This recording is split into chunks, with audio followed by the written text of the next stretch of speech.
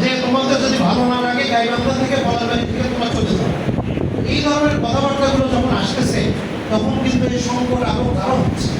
এই জন্য এই সংকট নিরসনের কল্পে আমার কিছু পরামর্শ হলো যে আমরা কেউ মুসলিম সমাজ, আমরা কেউ মন্দির বা তাদের মন্দির তো প্রশ্ন আছে না, যেটা নিয়ে বিতর্ক হচ্ছে যে মন্দিরের বাইরে একটা স্থাপনা রিসোর্ট আকারে একটা ব্যবসায়িক প্রতিষ্ঠান, তো যেটা নিয়ে বিভিন্ন ধরনের কথা উঠছে। তো আমরা মুসলিম সমাজ সেটা ভাঙতে যাব না, এবং যাওয়া আমাদের ঠিক হবে না, এটা আরো ফলাও করে প্রচার করে দেশের ভাবমূর্তি নষ্ট করতে পারে। এই জন্য আমাদের পরামর্শ হলো যারা এটা স্থাপন করেছেন তাদের মাধ্যমেই আইনগতভাবে যে এত বড় স্থাপনার ক্ষেত্রে নির্মাণের ক্ষেত্রে এটা অবশ্যই একটা ইমারত নির্মাণ বিধিমালা একটা আছে, সেই বিধিমালা অনুযায়ী সেটা হয়েছে কিনা, এবং এত বড় স্থাপনা একটা মুসলিম সমাজে সেটা পরিবেশগত একটা সার্টিফিকেট একটা থাকার কথা। এই সব কিছু বিবেচনায় নিয়ে এবং সার্বিক সব কিছু নজরে এনে আমরা পরামর্শ দেব যে প্রশাসনের মাধ্যমে তাদেরকেই বলা হোক যে তারাই নিজেরাই এটা অপসারণ করুক।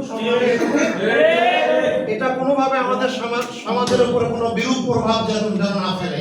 এবং পাশাপাশি আমাদের হিন্দু ভাইয়ের আগে তাদের সঙ্গে, আমাদের হিন্দু নেতাদের সঙ্গে, সনাতনী ভাইদের সাথে আমাদের কথা হয়েছে যে যেই ব্যক্তি এটার সাথে উদ্যোক্তা বা এটার পরিচালক, তো তার যে বিভিন্ন কর্মকাণ্ড, উস্কানিমূলক বক্তব্য এবং হিংস্র উগ্রতাপূর্ণ আচরণ, এই সব কিছু সার্বিকভাবে তদন্ত করে দ্রুত প্রশাসনিকভাবে ব্যবস্থা নেওয়া হোক।